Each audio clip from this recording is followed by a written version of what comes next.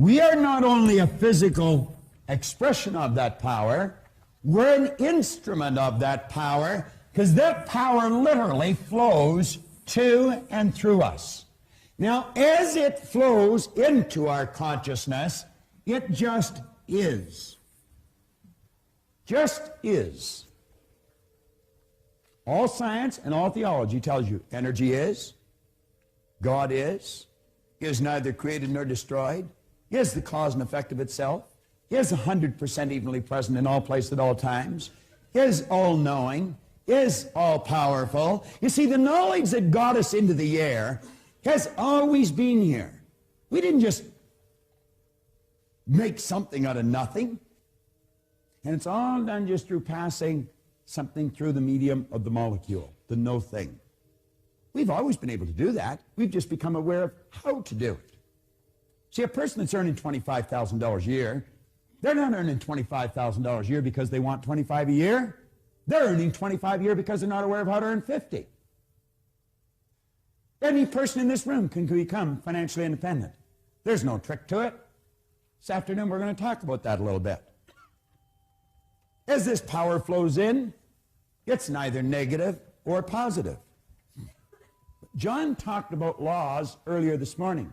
He was talking about the action-reaction being equal and opposite. As you sow, so shall you reap. Energy always returns to its source of origination. Well, you know, there's other laws. That's not the only law. There are 7 laws.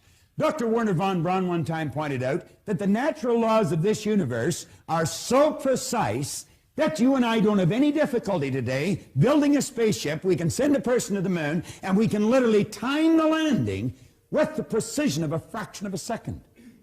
He also said these laws must have been set by someone. Now, the law that I'm referring to here is not the law of cause and effect or sowing and reaping. It's the law of polarity or the law of opposites. You see, Jen, there's a front to the book and there's a back to the book. There's a right and a left to the book. And what's right to me is left to you. There's a top and a bottom to the book. There's an inside and an outside to the book. And you couldn't have one without the other. If I started to slice the right side off this book, when I've taken the last slice for the right side off, I've also gotten rid of the left. You couldn't possibly have one without the other. Nothing complicated about that. Pretty simple idea, but not understood by many people. We use these 2 symbols to illustrate the law of opposites.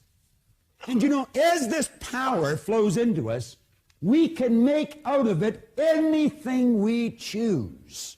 You can sit there, this is the intellectual mind, activate your higher faculties. I'm not talking here about your sensory factors. I'm talking about your higher faculties. You can exercise them, and you can literally create the start of anything because you are creative. You're a creative being. Do you know it's these faculties that separate you from your pets? Archibald MacLeish had a character stand up in one of his plays. It's called The Secret of Freedom. He had this character stand up. It was a Pulitzer Prize-winning play, too. He had a character stand up and say, the only thing about a man that is a man is his mind. Everything else you can find in a pig or a horse. He was right. You've got marvelous faculties. There is only one source of supply. Every great teacher all down through history for the last 6,000 years in recorded history has told us that. If we had our ear to the ground, we'd get the message. This is where everything starts. We build the picture in our mind. Do you know what our problem is? When we build that kind of a picture, we instantly say we can't do it if it's far beyond the results that we're getting. You wouldn't be able to get the picture if you couldn't do it. You can do anything you want. Anything you want. Now, hooked up to your conscious mind, like little antennae, you have sensory factors. You can hear, see, smell, taste, and touch. And you know that's where most people get all their information, through their sensory factors? They watch a TV, read a newspaper, listen to the radio, overhear conversations, and you know what most people are doing? They're talking about why something can't be done. And we're listening to it. Do you know, for 26 years, that's the only way I got my direction. I just did whatever the other guys were doing. I remember when I was 17, they said, we're joining the Navy. Are you coming? Sure. I got 5 years. I didn't even like it. I'd never even seen a boat, let alone a ship. Why did I do it? Well, the other guys were doing it. Just wherever they go, you know, like sort of in lockstep type fashion, we go through our life. The average person tiptoes through life hoping they make it safely to death. What a dumb game. If you're going to let what you do be based upon what you hear, you better make certain the people that are giving you the advice are getting phenomenal results, or you're going to go where they're going. And I can be an authority on this. I am an authority on it. I spent 27 years doing it every waking hour. I know where they're going to lead you. Around in a circle, because that's where they're going. When an idea comes into your mind, you want to ask yourself this question. Don't ask whether it's wrong or whether it's right. See, Jan was right. There was something on the book. So was I right. There was nothing on the book. That's not the question. Do you know what the question is? Will that idea take me from where I am and move me in the direction of the star that I'm shooting at? Will it help me reach my goal? If it won't, I guarantee you it's going to take you in the other direction, because you're not going to stay where you are. That is certain. That comfort zone is a dangerous place to be. It's like Riggs said, it may be comfortable, but it's a bad spot. You have the ability, when someone gives you a suggestion that takes you in a direction other than where you want to go, you have the ability to consciously and mentally just reject that idea. And then you can go ahead and originate whatever idea you want. Now, as long as an idea is in your conscious mind, it'll have absolutely no effect on your physical body or what you're doing. No effect at all. It's when you take that idea and you turn it over to this part of our mind we refer to as the subconscious. It could be called universal intelligence. It's called by many different names. Superconscious. There's about 150 some names you can put on here. The early Greeks referred to this part of our personality as the heart. You see, they pointed out that as you think in your heart, so are you. Do you know that side of your personality has no ability to reject an idea?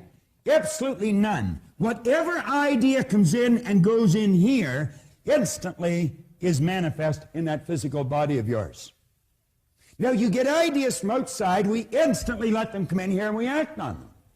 I want you to take your hand and hold it up like that for a moment. Take your hand and hold it up like that. Now put it here in your chin for a second. Will you do that? Where's your chin?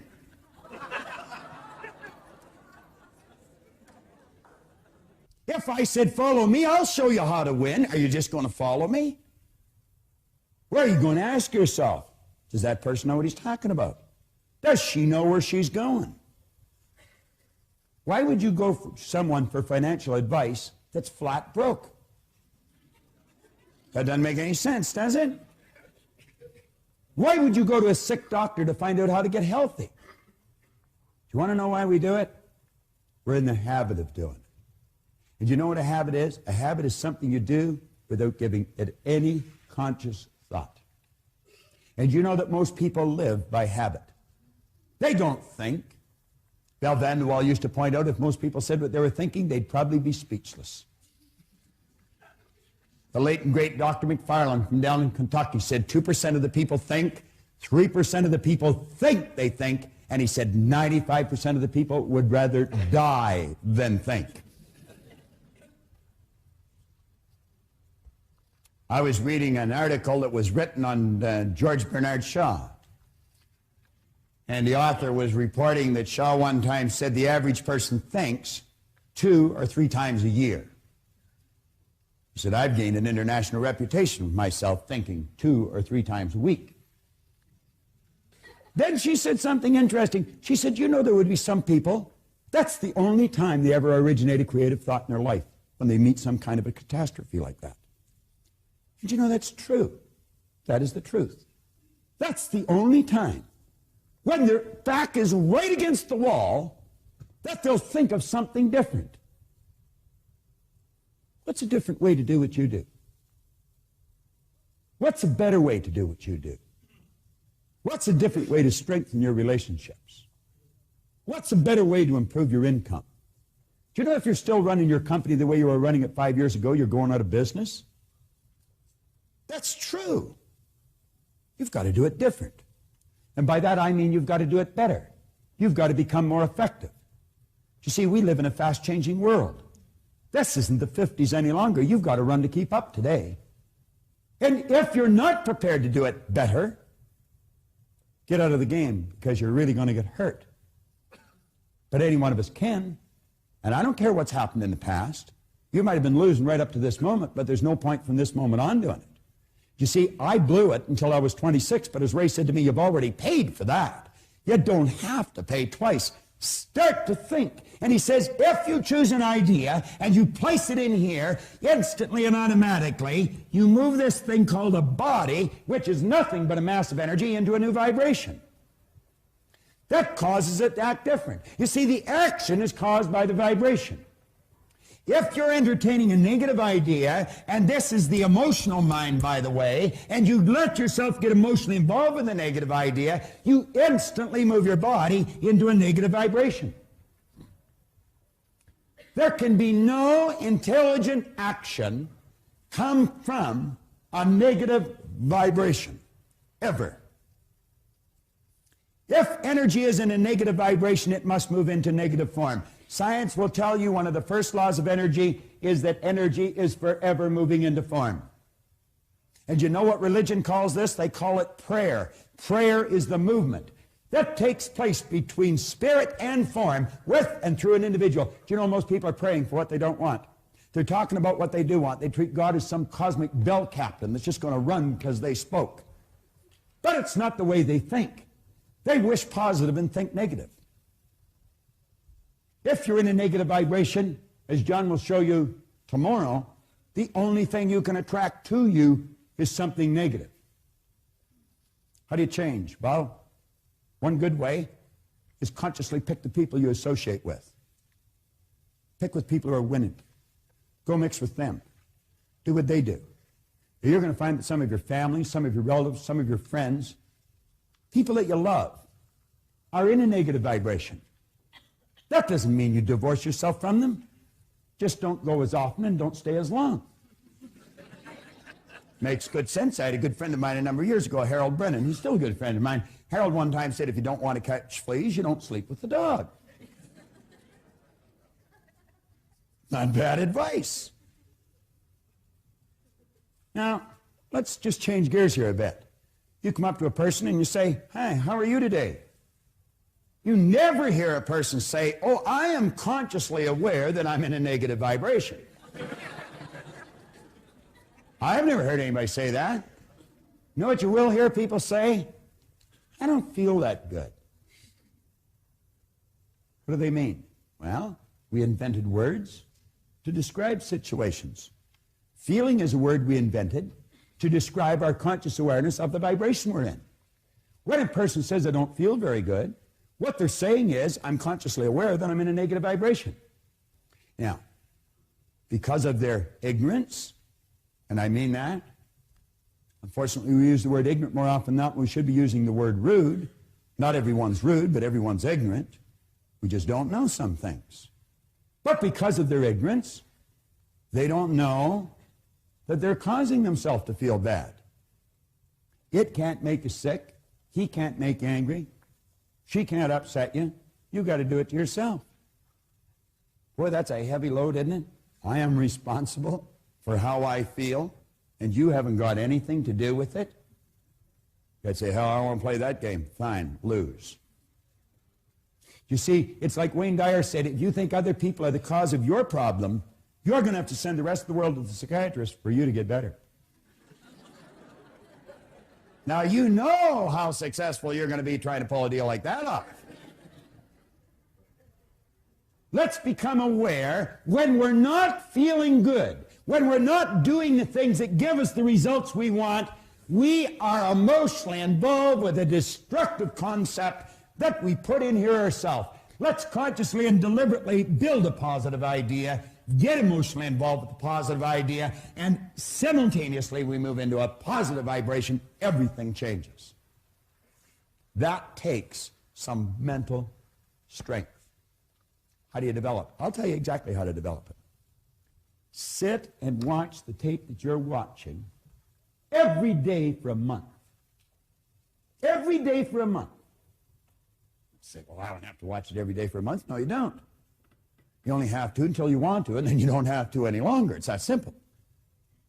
But I'll tell you this, you hear it over and over and over and over and over and over and over again, and one day, bang, something's going to happen inside, and you're going to realize when you say that she upset me, that she didn't do it at all.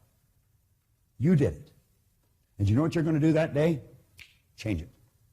And you'll never again go through life thinking other people upset you. And if periodically you let somebody else stick a negative idea in your subconscious mind, you can instantly correct your direction because at least you know where the problem lies. Is that basic? Yeah, I think it is. I think it is. Now follow me closely here.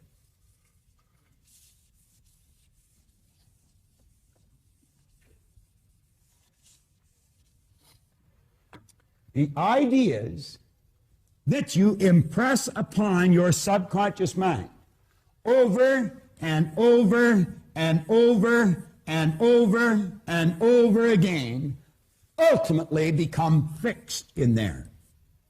You see, what you're doing when you build these ideas that we're discussing now, what you're doing is building brain cells. Every time you think about that idea, you're giving those brain cells more strength. And in a relatively short period of time, Dr. Maxwell Maltz, the great author of the phenomenal bestseller, Psycho-Cybernetics, he pointed out that in approximately 21 days of doing this with an idea, that idea will become fixed in your mind. Then it's more commonly referred to as a habit. A habit is an idea that's fixed in our subconscious mind, requires absolutely no conscious thought any longer to cause us to act on it. Do you know you drive your car through ideas that are fixed in your mind? If you would consciously observe some of the things you do in any given day, just consciously stop and watch your own behavior. Listen to your thoughts. You're going to find that many of the things you do are done through habit. See, when I was a little boy, my teachers used to say, Bob, why are you doing that? And I'd say, I don't know. This is the intellectual mind. You can store a lot of information there.